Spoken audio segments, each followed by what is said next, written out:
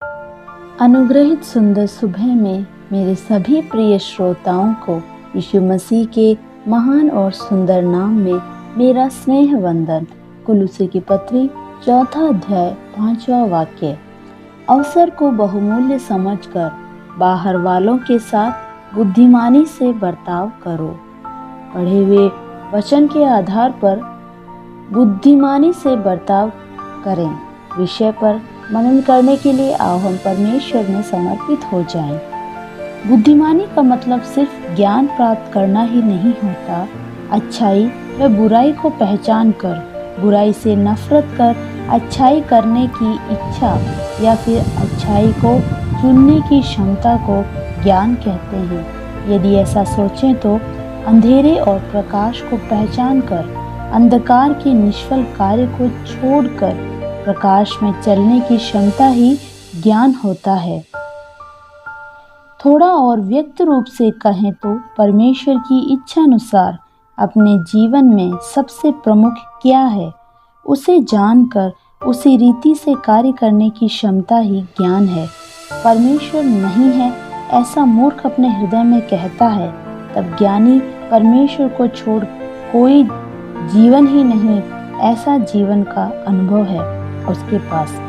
परमेश्वर के साथ अगाध बंधन प्रार्थना के द्वारा, वचन के मनन के द्वारा प्राप्त करने पर परमेश्वर हमारे जीवन में ज्ञान प्राप्त कराता है।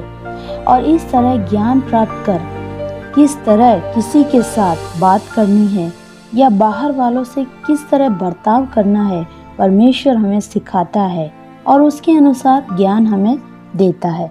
मेरे प्रिय श्रोता, ध्यान दें, आप यीशु मसीह के जीवन के गवाह के जीवन में प्रयोग होना चाहते हैं तो अत्यावश्यक रूप से जीवन में ज्ञान का हृदय में होना आवश्यक है।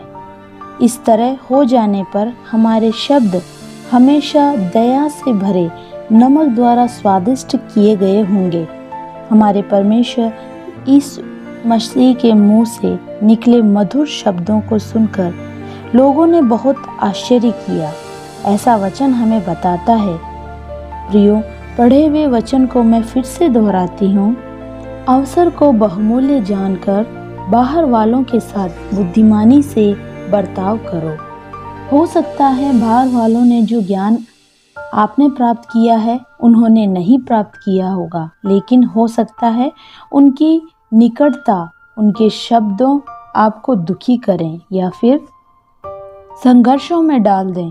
बाहर वाले विवेक वाले हो सकते हैं या फिर बिना विवेक के भी हो सकते हैं, लेकिन जीवन के विविध परिस्थितियों में तेज आने वाली लहरों के समान हमारे मन को संघर्ष से भरे परिस्थिति में हम परेशान होकर ज्ञान नष्ट हो गया उस रीति से बात किए बिना बाहर के लोगों के साथ हमारा बर्ताव ज्ञान के साथ ही हो।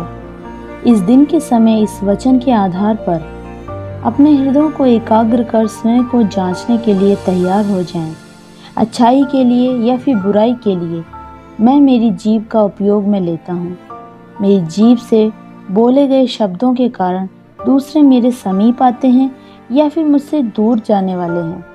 इसलिए क्या हम परमेश्वर से प्रार्थना करें कि हे परमेश्वर, ज्ञान के साथ बर्ताव करने के लिए मेरे शब्द कृपा से भरे और नमक से लजीज किए गए हों।